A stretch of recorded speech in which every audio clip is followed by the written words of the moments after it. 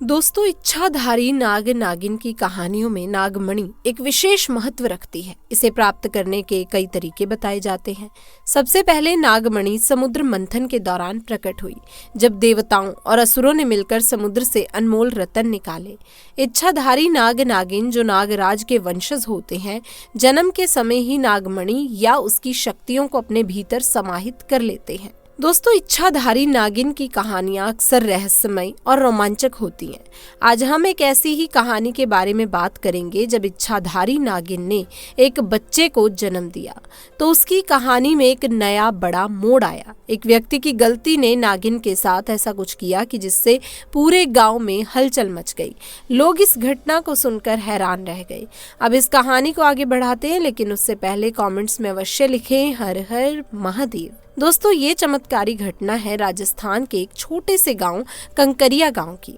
दरअसल ये घटना घटित हुई कंकरिया गांव के मुखिया और वहां के सबसे धनी इंसान आलोक जी के साथ। आलोक करीब आज से 5 साल पहले एक साधारण और गरीब का जीवन जीते आ रहे थे। वो अक्सर जंगल में अपनी बकरियों को चराने जाते। एक दिन बकरी चराते चराते वो जंगल के थोड़ा और अंदर निकल गए। उसी जंगल में एक इच्छाधारी नागिन अपने नाग के साथ एक विशाल पेड़ के पास रहा करती थी।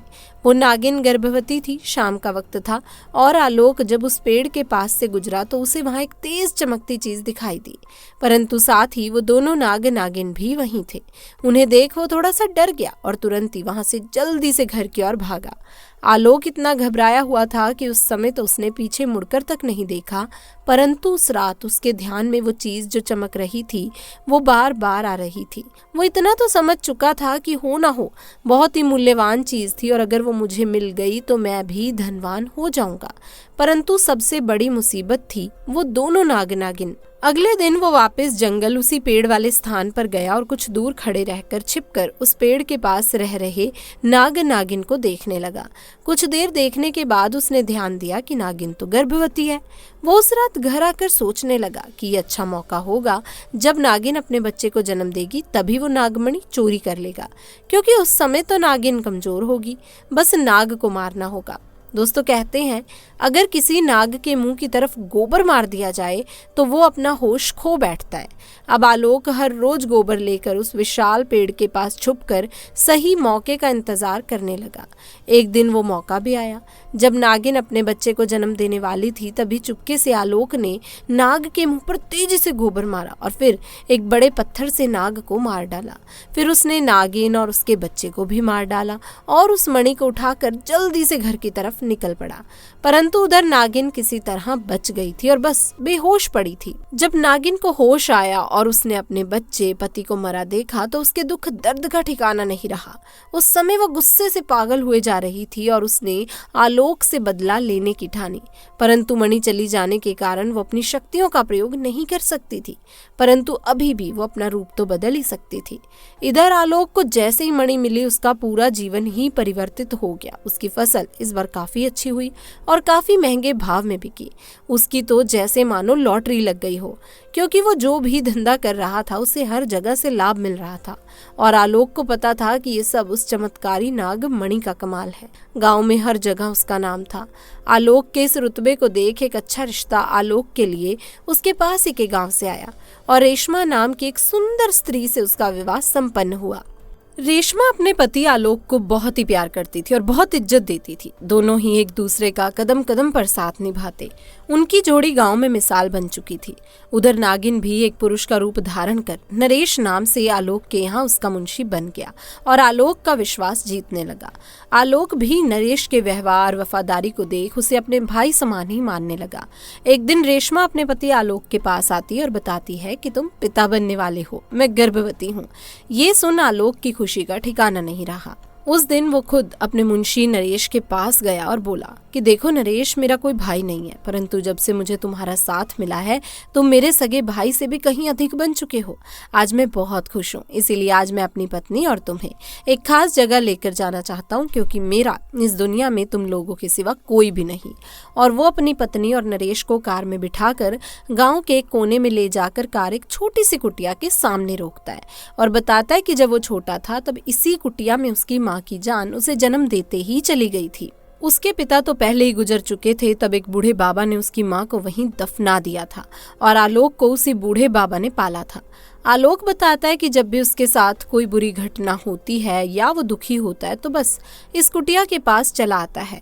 यहाँ उसे एक अनोखा सुकून का एहसास होता है। आलोक आगे बताता है कि आज तुम दोनों को मैं इसलिए यहाँ लाया हूँ क्योंकि तुम दोनों अब मेरी जिंदगी का एक अहम हिस्सा बन चुके हो। दोस्तों, ये सुन सभी की आंखों में पानी भर आता है।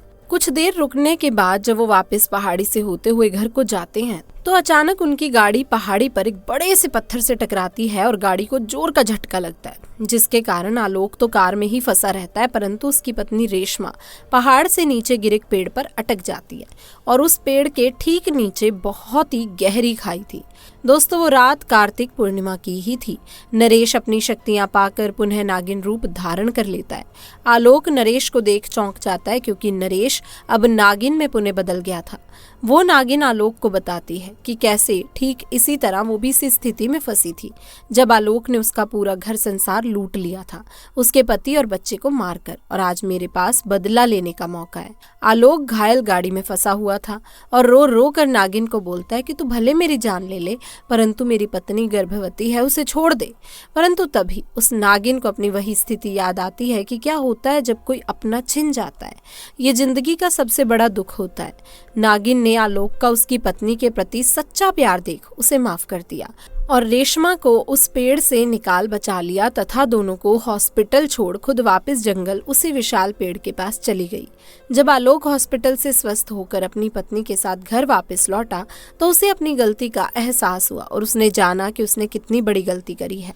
वो नागमणि को लेकर उसी विशाल पेड़ के पास गया और उस पेड़ के पास उस नागमणि को रख फूट फूट कर रोने लगा और शाम को वापस घर आ गया। दोस्तों, कभी कभी इंसान लालच में इतनी बड़ी गलती कर बैठता है कि फिर उस गलती को कभी भी ठीक नहीं किया जा सकता और बस अंत में पछतावा रह जाता है। हिंदू मान्यताओं के साथ साथ कई अन्य धर्मों में ऐसे सांपों का उल्लेख मिलता है जो आधे इंसान और आधे सांप होते हैं या अपनी इच्छा के अनुसार कभी सांप और कभी इंसान का रूप ले सकते हैं। भारतीय दर्शन में कहा गया है कि सभी जीवों को जीने का हक है, इसीलिए किसी भी जीव की हत्या नहीं करनी चाहिए। ज्योतिष के अनुसार सर्प को मारने से सर्प दोष और पितृ दोष लग सकता है। ये दोष जीवन में कई परेशानियों, कार्यों में बाधा और संतान से जुड़ी समस्याओं का कारण बन सकते हैं। बहुत से लोगों की जन्म पत्री में काल सर्प, सर्प दोष और पितृ दोष होने की स्थिति में भी यही वजह बताई जाती है। तो दोस्तों, इस पूरी घटना से हम ये समझ सकते हैं कि नाग नागिन का प्रेम एक दूसरे के लिए बहुत ही अटूट होता है।